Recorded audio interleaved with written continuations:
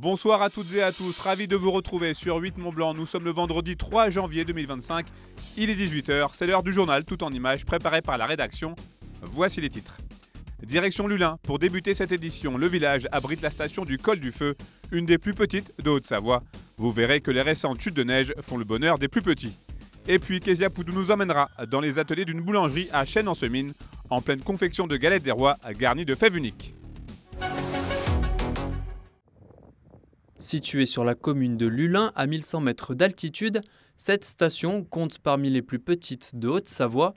Et grâce aux importantes chutes de neige au début des vacances scolaires, les employés communaux ont pu remettre en marche l'unique téléski du domaine, l'occasion pour les enfants des environs de profiter d'une piste idéale pour apprendre à skier.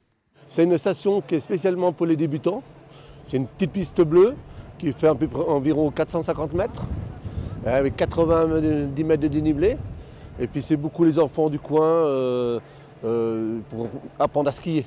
Et les parents comme ça, des fois ils les laissent là, et puis ils vont faire de la raquette, ils vont faire de la marche à pied, parce qu'on a le col de feu qui est en dessus, il y a des belles promenades.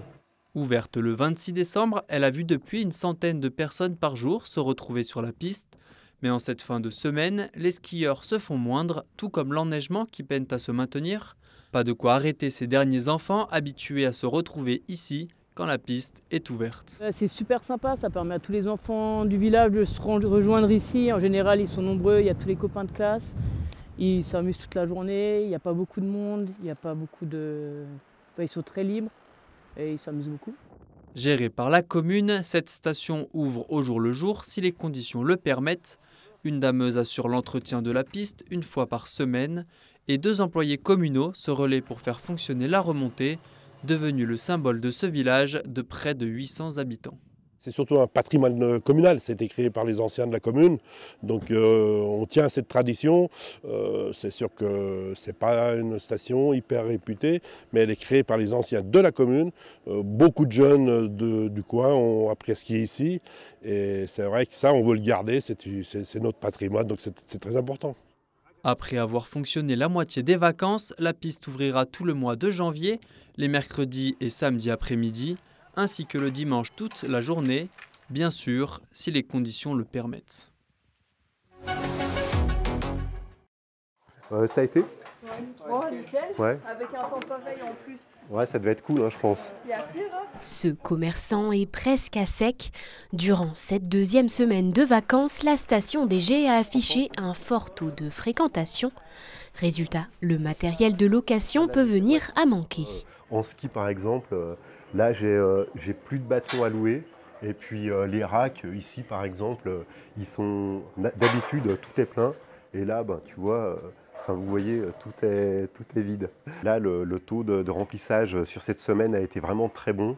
Et la station est pleine à craquer. Et il y a beaucoup de skieurs. Et on a sorti vraiment beaucoup de matériel, que ce soit ski ou snowboard. Bonnes conditions d'enneigement, excellente météo, la station des Portes du Soleil réunit tous les ingrédients pour attirer les touristes. Et cela se ressent dans les salles de restaurants et les agences immobilières. Cette semaine, on est complet, on refuse du monde depuis plus d'une semaine et encore ce matin, il y a eu des appels. On est complet, comme beaucoup d'hébergeurs sur la station. On avait des taux de réservation qui étaient un petit peu moindres sur la semaine de Noël, donc la première semaine des vacances, notamment les 2 derniers hivers. Et cette année, avec l'arrivée de la neige, c'est vrai que c'était, on va dire, vendeur. Donc la clientèle s'est empressée de réserver et puis on a eu d'ailleurs un super retour des clients donc, qui étaient vraiment enchantés des conditions et puis de l'ambiance dans la station des Gets. Il y a beaucoup de monde sur la station, beaucoup plus que l'année dernière. Après nous, l'année dernière, c'était notre ouverture. Mais c'est vrai que cette année, on a vraiment l'impression d'avoir plus de monde sur la station. Et, par exemple, les midis, l'année dernière, on faisait 20-30 couverts vraiment maximum. Et là, cette année, on est plus à 60-70 couverts le midi, donc on double par rapport à l'année dernière. Donc on a vraiment une influence beaucoup plus importante cette année. Cette semaine, près de 125 000 passages quotidiens ont été enregistrés. Un début de saison qui soulage et rassure les professionnels du tourisme. C'est un hiver comme on n'en a pas connu depuis quelques années, un début d'hiver en tout cas. Et ça prouve que la neige existe encore à notre altitude et que le ski fait toujours rêver et à ses inconditionnels. premières semaines de Noël, des vacances de Noël, le taux d'occupation sur la station était d'environ 72%. Et pour la semaine de la Saint-Sylvestre, là, la station est complète. 98% de taux de réservation, donc autant dire que c'est complet. Concernant le mois de janvier, la station DG prévoit une baisse de 5% en comparaison à l'année dernière, un chiffre qui pourrait évoluer en fonction des conditions d'enneigement. Derrière les fourneaux, pâtissiers et apprentis s'activent car ce vendredi, ils vont produire entre 150 et 200 galettes des rois. Comme chaque année, l'épiphanie rythme les boulangeries, une fête chrétienne aussi gourmande que solidaire pour les gérants des Délices de Charles, qui reversent 1 € par galette vendue à l'association Œuvre des Pupilles. Ce sont des familles qui ont vécu un drame. Un de nos collègues sapeurs-pompiers est décédé. Et il nous reste donc les enfants et le conjoint ou la conjointe à prendre en charge et à assurer la solidarité pour ces bouts de choux. L'année dernière, on a eu pas mal de monde. On a récolté, je pense, entre 350 et 400 €, je ne saurais plus exactement. Et en même temps, les pompiers avaient fait un stand devant la boulangerie. Et il y a tous les gens qui sortaient et qui revenaient. Ils avaient des petits objets à l'image des pompiers, de l'ODP, et ils revendaient en plus. Donc ça a permis de récolter pas mal de dons. Et les gens, du coup, ont été vraiment généreux parce qu'on a récolté plus de... Enfin, c'est, je sais plus, 1 millier d'euros de dons de vent en plus, quelque chose comme ça. Donc plutôt chouette. Dans chacune de ces galettes, une fève un peu spéciale a été glissée. 6 différents modèles réalisés en Isère existent et représentent un véhicule d'intervention, un casque historique, le logo des amicales et associations des jeunes sapeurs-pompiers, ainsi que l'œuvre des pupilles. Des fèves uniques qui ravissent cette collectionneuse. Une galette 6 personnes, s'il vous plaît. Frangipane. Frangipane. Parfait, très bonne idée. C'est la première galette de l'année et que moi je collectionne les fèves et que j'adore les galettes, et ben je me suis dit je vais m'arrêter là, comme d'habitude.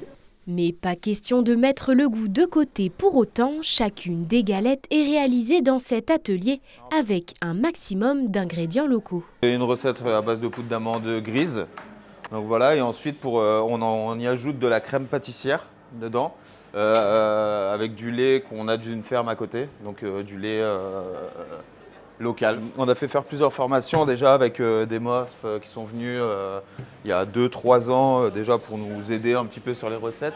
Située à Chênes-en-Semine, cette boulangerie indépendante permet donc aux amoureux des galettes d'allier plaisir et solidarité.